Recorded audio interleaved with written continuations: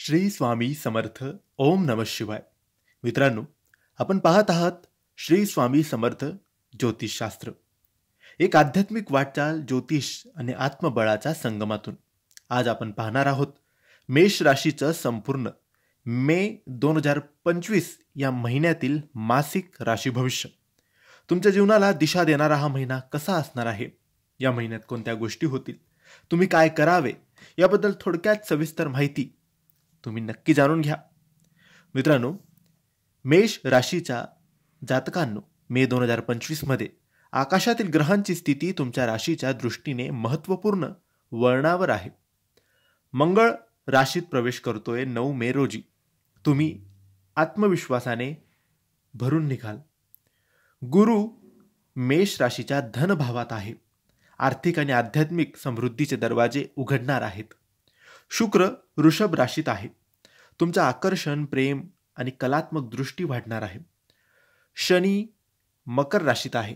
त्यामुळे कर्माच्या परीक्षेला सामोरे जाण्याचा हा काळ आहे. पण नियोजन असेल तर यश तुमचं आहे.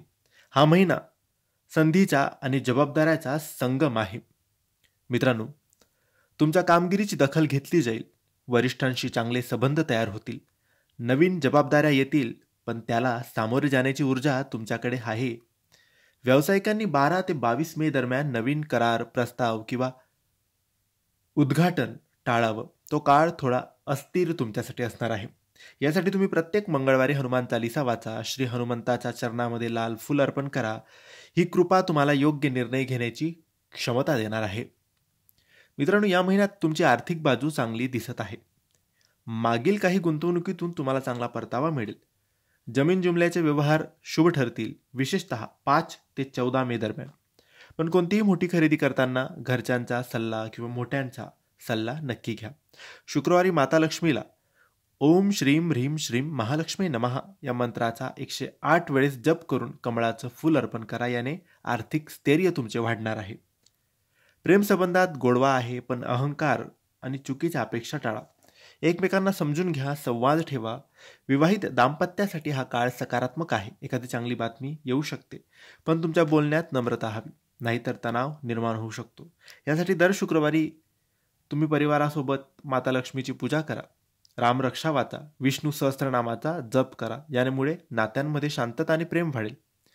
मानसिक तणाव, चिडचिड, झोपेची समस्या जाणवू शकते, तरी शरीराची ऊर्जा चांगली आहे. फक्त वेळेवर झोप आणि योग्य आहार हाच तुमच्यासाठी उत्तम उपाय आहे. योग, ध्यान आणि प्राणायाम तुमच्यासाठी अत्यावश्यक असणार आहे. म्हणून व्यायाम आणि योगा याला प्राधान्य द्या. विद्यार्थ्यांनी अभ्यासावर लक्ष केंद्रित करायला पाहिजे. मोबाईलचा वापर मर्यादित ठेवा. गुरुजनांचा सल्ला, मार्गदर्शन खूप तुमच्यासाठी उपयोगी ठरणार आहे. 10 ते 18 मेचा काळ अभ्यासासाठी अतिशय शुभ असणार आहे. मित्रांनो, हा महिना आहे आत्मचिंतनाचा, नियोजनाचा आणि धारणा दृढ करण्याचा. दिवस सुरू करा मंत्र जपाने. कोणताही निर्णय घेण्यापूर्वी स्वामींकडे साकडं घाला. 3, 5, 10, 16, 22 आणि 28 मे हे दिवस तुमच्यासाठी अत्यंत शुभ आहे. या दिवशी नवा आरंभ, गुंतवणूक किंवा शुभ कार्य करायला हरकत नाही. मेष राशीच्या या महिन्यातील राशी भविष्याने तुमच्या मनात नवी उमेद जागली असेल अशीच आशा आहे. तुमच्या जीवनात येणाऱ्या अडचणींना भय नव्हे तर विश्वासाने सामोरे जा. स्वामींवर श्रद्धा ठेवा. ते प्रत्येक संकटाच्या आधी सावध करतात आणि योग्य वेळी मार्ग दाखवतात. जय जय रघुवीर समर्थ. जय श्री स्वामी समर्थ.